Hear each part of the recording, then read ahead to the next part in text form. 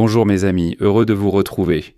Nous sommes mercredi mes amis, et pour cette première vidéo, je vous présente un soldat ukrainien engagé dans un combat rapproché avec un occupant. Ils échangent quelques mots et ce n'est pas une conversation amicale. Ce soldat ukrainien explique à l'occupant pourquoi il a tort, pourquoi il se trouve sur une terre étrangère en train de commettre des crimes de guerre. Je ne pense pas que ces mots aient un effet, alors nous allons découvrir ce que fait le soldat ukrainien à la fin de la vidéo. Je pense que vous savez déjà où cela va mener. Mais il essaie d'utiliser les mots avant d'utiliser les armes. C'est le soldat russe qui dit cela. « Frère, je suis au moins venu ici pour arranger les choses. » Donc tu es venu chez moi pour arranger les choses. Tu viens chez moi, c'est moi qui fais les règles, pour me dire comment vivre dans ma propre maison. Pas chez toi, pas dans ta cuisine. Je ne te dis pas où chier, où jeter tes ordures. Tu essaies de me dire comment je mange, comment je chie. Ce soldat ukrainien croit fermement qu'il faut essayer d'utiliser les mots avant la violence, parce qu'il essaye vraiment d'expliquer tout ça à l'occupant russe. Le soldat russe dit « Non, je comprends ton point de vue. Mais si les gens dans les villes voisines... » Et il y a eu une explosion, donc on n'a pas pu entendre la plupart de ce qui a été dit. Réfléchis-y. Tu vis dans un immeuble. Va voir ton voisin.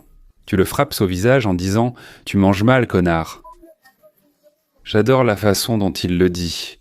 Et ta cuisine m'appartient maintenant, juste parce que tu manges mal. C'est normal, ça ? Au fait, cette conversation ici, c'est un problème vieux comme le monde pour l'humanité. Cette conversation évoque 10 000 ans de conflits humains. Eh bien, je peux comprendre en quelque sorte comment tu le vois. C'est comme ça que je vois tout ça. Tu viens vers nous. Nous vivions normalement. Tu es venu vers nous pour arranger les choses à ta façon. On peut entendre que le soldat ukrainien est extrêmement frustré, mais il utilise encore des mots. Mais pas pour longtemps. Le soldat russe dit « Ferme ta gueule. Qu'est-ce que tu ferais toi-même à notre place ?» Ne t'inquiète pas, on va tabasser ceux qui en ont besoin. On n'hésite pas. C'est une excellente réponse. Et c'est comme ça qu'il faut vraiment se comporter avec les Russes. C'est ce qui marche avec eux. Je l'ai dit plusieurs fois déjà. Sur cette chaîne, on sait comment parler aux Russes. Et c'est la langue d'eux. On leur botte le cul d'abord et on discute après. On aurait fait pareil avec Yanukovych, mais il s'est enfui. Et maintenant, ils ont de nouveau eu recours à la violence comme les humains l'ont toujours fait. Si les mots ne suffisent d'où pas, on use de violence avec les Russes. C'est comme ça. Les mots ne fonctionnent jamais avec eux. Et nous pouvons continuer à écouter ce bel échange de tirs. Inutile de préciser la fin de cette vidéo, vous la connaissez déjà, et vos suppositions sont justes. La prochaine photo que vous allez voir provient d'un drone FPV ukrainien qui a repéré un vélo très particulier sur la ligne de front. C'est un vélo russe. Je veux dire, il est probablement volé. C'est probablement un vélo ukrainien volé. Mais il transporte des obus d'artillerie de 120 mm ou des obus de mortier. Je veux dire, ces obus sont extrêmement lourds et une armée modernisée ne transporterait pas de tels obus sur un vélo. En plus, il transporte un bidon avec, je suppose, du diesel ou de l'essence, surtout du diesel, je pense. C'est pour les camions ou quelque chose comme ça. Une grande partie des derniers kilomètres jusqu'aux lignes de front, cette logistique se fait à pied et à vélo parce que tout le reste serait détruit par les drones FPV. Donc oui, même le diesel et les obus de mortier doivent être transportés à vélo. C'est juste une scène particulière, étrange, qui montre vraiment comment cette guerre se passe pour les Russes. Dans cette prochaine vidéo, je vous présente un Russe ému regardant son lieu de travail, à savoir l'usine chimique de la région de Vologda en Russie, être envahi par des drones ukrainiens. Et il est très en colère qu'il n'y ait aucun tir de défense anti-aérienne. Regardez ça. J'emmerde ce boulot, Anastasia Vladimirovna. Je ne sais pas ce qu'Anastasia Vladimirovna a fait, mais vous voyez, ce type essaie vraiment déçu d'elle. Je me casse d'ici, bordel. Ils ne les ont pas abattus. Ils ont touché l'usine à l'ammoniac. Je me barre. Je me casse d'ici, putain. Ma vie est plus précieuse, bordel. Ma vie est plus précieuse. C'est une phrase qu'on a souvent à l'esprit dans l'Union européenne parce que c'est la vérité.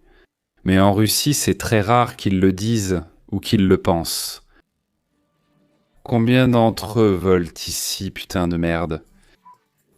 Oh, c'est une langue très colorée, Oui, cela résume bien ce que ressentent les Russes qui travaillent dans ces usines quand ils voient que des drones ukrainiens y pénètrent et que l'État et le gouvernement ne font vraiment rien.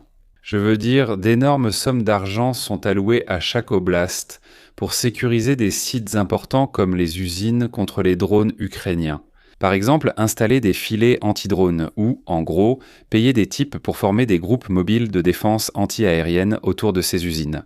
Mais cet argent est généralement volé par les politiciens. Donc oui, ce Russe en particulier en a assez. Voici un extrait de cette même attaque et je veux vous montrer celui-ci parce qu'il nous donne un bel aperçu verbal de ce que ressentent les ouvriers locaux à ce sujet. Écoutez ceci. Je n'y arrive pas. Parce que tu es handicapé. Oh, il est tombé. Merde!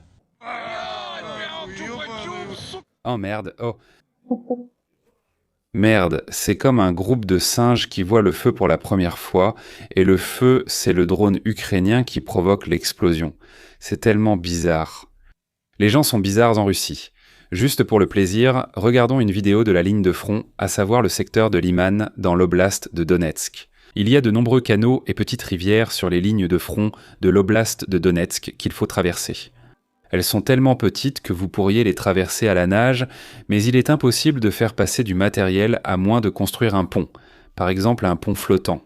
C'est donc ce que les Russes essaient de faire, et ils essaient de le faire à de nombreuses reprises en fait, et presque à chaque fois, cela se termine de la même manière. Traverser même des canaux comme celui que vous voyez ici, c'est difficile. Pour les hommes, aucun problème. Pour l'équipement, impossible sans construire de pont. Donc oui, vous amenez ce camion Ural transporteur de pont flottant, et puis un drone ukrainien, bam, le percute. C'est exactement le même camion le lendemain matin. On voit déjà qu'il a brûlé puisqu'il commence déjà à rouiller. Et maintenant, le lendemain matin, un drone commence à traquer ces Russes qui se sont approchés pour se réchauffer près du feu. Eh bien, je ne peux pas vous en montrer plus, mais c'est une très belle vidéo de chasse tout public. Dans cette vidéo, on peut voir des Russes frapper un barrage dans l'oblast de Kharkiv, un barrage sur le réservoir d'eau, le barrage de Becheniki. C'est une vidéo très claire de Russes frappant une infrastructure civile. Le barrage a en fait tenu bon, il a tenu bon. Les Russes ont largué 6 bombes aériennes, des bombes guidées, dont 4 ont touché le barrage et 2 sont tombées dans le réservoir. C'est le moment précis. Vous pouvez le voir juste ici, regardez. Boum. Sur le barrage, Kharkiv est tout près. Ce réservoir fournit l'eau à la ville de Kharkiv, qui est la 2e plus grande ville d'Ukraine. Donc détruire ce barrage et vider ce réservoir serait une catastrophe pour les civils. Et c'est ce que les Russes cherchent à faire. Heureusement, cette frappe n'a pas réussi.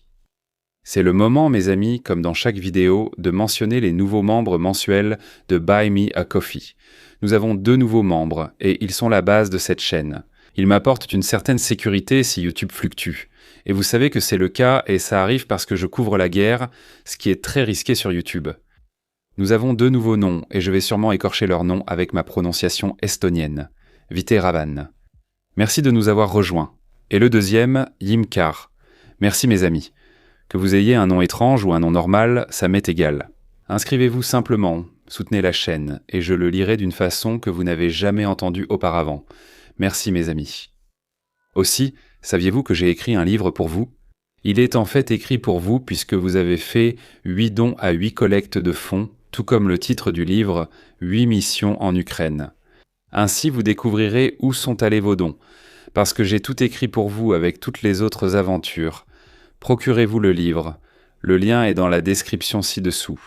Il y a quelques jours, des drones ukrainiens ont frappé une usine aéronautique en Russie. Pas n'importe quelle usine aéronautique, la plus importante. Dans la ville de Komsomolsk-sur-l'Amour, un atelier de l'usine aéronautique Gagarine a été touché et il était en feu. Il existe une belle vidéo où on la voit brûler. Cette usine ou ce site est très important car il produit des pièces pour le Su-57 russe, les soi-disant chasseurs russes de 5e génération. Nous allons en parler dans quelques minutes, mais le Su-57 relève du mythe, un peu comme le T-14 Armata ou le véhicule de combat d'infanterie russe Terminator. Ce sont les nouvelles Wunderwaffen russes, un peu comme Hitler imaginait ces choses pendant les 2 dernières années de la guerre. Poutine imagine qu'ils produisent en masse des Su-57 et des T-14 Armata. Eh bien, voyons la vérité à ce sujet. Mais avant tout, bien sûr, ne vous fiez pas seulement à ma parole. Voici une image satellite de l'usine aéronautique Gagarine. Il y a un énorme trou dans cet entrepôt. On dirait qu'il s'est effondré. Et cette usine produit des pièces pour le Su-57, ce qui signifie que cette production a été arrêtée. Mais pas seulement à cause des drones ukrainiens. Je veux dire, parlons du Su-57. Combien les Russes en ont-ils produit en tout, au juste ? Seulement 40, et cela inclut 10 prototypes, donc 32 en production de série. C'est pathétique.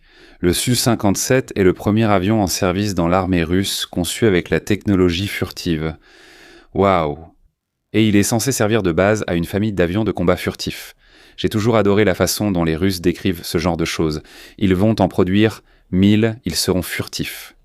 Ils n'en ont produit que 32 si on exclut les prototypes. Et ils essaient déjà de l'exporter. Ils sont incapables de le produire en masse. Le premier vol a eu lieu il y a 60 ans. Et d'ailleurs, l'Inde, avant l'invasion à grande échelle de l'Ukraine, était censée acheter jusqu'à 100 de ces chasseurs. En avril 2026, l'Inde est en négociation pour acquérir jusqu'à 40 chasseurs russes Su-57. Mais ils ne le feront pas. Tout le monde sait que plus personne ne veut de la technologie russe. Ça ne fonctionne pas. Il a été prouvé en Iran avec les S-300 et S-400 au Venezuela et en Ukraine que la plupart de ce qu'ils produisent ne peut pas lutter contre l'armement de l'OTAN. Donc l'Inde fait en réalité marche arrière sur cet accord. Ils ne veulent pas s'y engager. La Turquie a également acheté des systèmes de défense aérienne russes avant l'invasion à grande échelle en Ukraine, et c'est horrible de voir comment ils ont fonctionné en Iran et en Ukraine. Je plains la Turquie d'avoir dépensé autant d'argent là-dedans en sachant qu'ils ont acheté de la camelote. Donc oui, il n'y a aucune chance que l'Inde achète des Su-57. Je veux dire, ils ne peuvent pas les produire parce que l'Ukraine a frappé l'usine d'aviation. Maintenant, mes amis, voyageons vers la mer Caspienne où des drones ukrainiens ont frappé les plateformes pétrolières et gazières russes. Ces plateformes coûtent très cher à installer et elles sont très coûteuses donc à réparer, et les drones ukrainiens les ont endommagées. Vous pouvez le voir ici sur ces vidéos. Les plateformes sont très exiguës. Il n'y a pas beaucoup d'espace, donc peu importe ce que vous touchez sur cette plateforme, ça va coûter cher, mais l'important ce n'est pas qu'elle soit touchée. Il y a toute une vidéo où une douzaine de drones s'y écrasent. Ce que je veux vous montrer, c'est que ces plateformes sont en fait défendues par un système de défense aérienne russe Bindsides. Comment je le sais ? Eh bien, regardez ces images. Boum. Le missile de défense aérienne est tiré et rate le drone. La seule raison pour laquelle ce système a été produit était d'abattre les drones ukrainiens et de défendre ce type d'infrastructure. Il n'a qu'une seule chance de faire ses preuves, de montrer sa valeur, mais il rate sa cible. C'est ce qu'ils font, et la Russie continue d'en produire. Ils ne peuvent pas abattre les drones ukrainiens. C'est un raté, que ce soit à cause du système de guidage, d'une erreur dans le missile ou d'une défaillance du radar, nous ne savons pas. Mais nous avons vu des tonnes de vidéos où ces missiles rateraient simplement leur cible, et pas de peu. Ils ratent de plusieurs mètres. Mais mes amis, il y avait aussi un anniversaire. En avril 2014, toute la guerre a commencé. Je ne parle pas de l'invasion à grande échelle.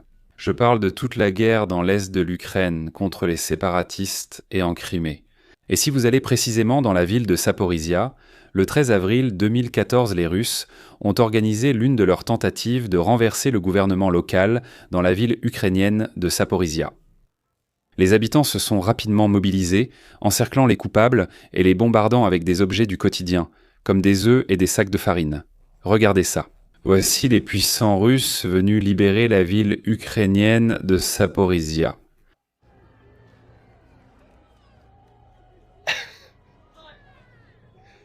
Ils sont blottis les uns contre les autres comme des manchots.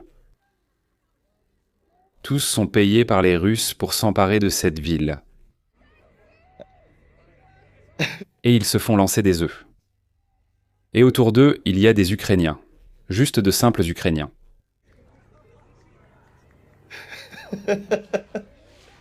J'adore ça, j'apprécie tellement ce moment.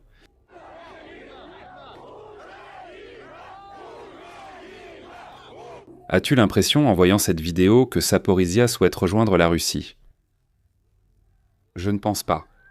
Donc oui, celle-ci a échoué. Ces Russes, au centre de ce cercle, voulaient que Zaporizhia devienne une partie du monde russe. Eh bien, comment va le monde russe?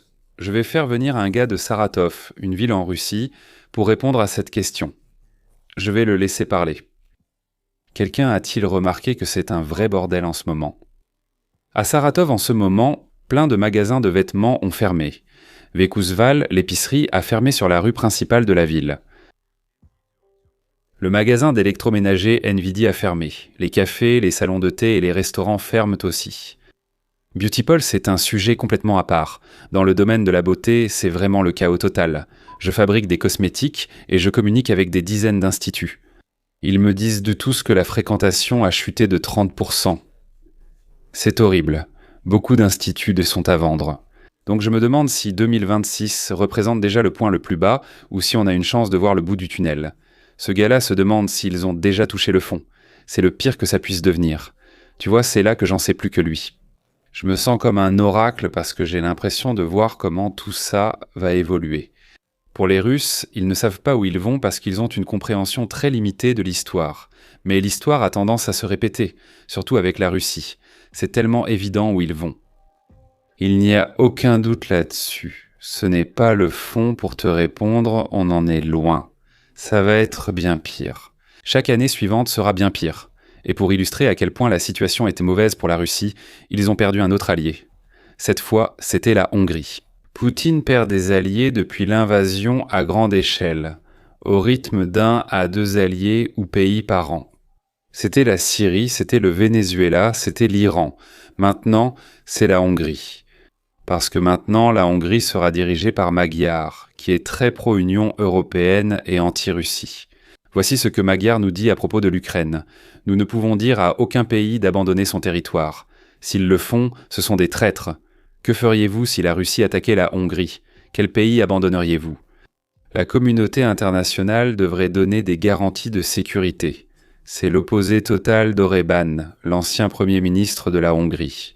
Et je suis tellement heureux d'accueillir la Hongrie à nouveau au sein de l'Union européenne. Cela m'a vraiment attristé que nous ayons eu un cheval de Troie dans l'Union européenne, mais ce n'est plus le cas. Au moins, la Hongrie n'en est plus un. Maintenant, c'est la Slovaquie. Magyar a également déclaré « Nous allons modifier la loi fondamentale et y inscrire que le Premier ministre de la Hongrie ne pourra exercer ses fonctions que pour 2 mandats. » Donc cela fait 8 ans en Hongrie. Orbán a dirigé le pays pendant, combien, 15 ou 16 ans. Donc Magyar a maintenant toutes les occasions de s'emparer du pouvoir et de s'assurer qu'il resterait pendant des décennies. Non, ils vont modifier la loi pour limiter à 2 mandats consécutifs le poste de Premier ministre afin d'éviter qu'une catastrophe comme celle d'Orbán ne se reproduise. Je suis tellement heureux de voir que les démocraties européennes sont bien plus résilientes qu'on ne pourrait le penser. Mais la voie pour débloquer les fonds de l'UE pour la Hongrie pourrait ne pas être si facile.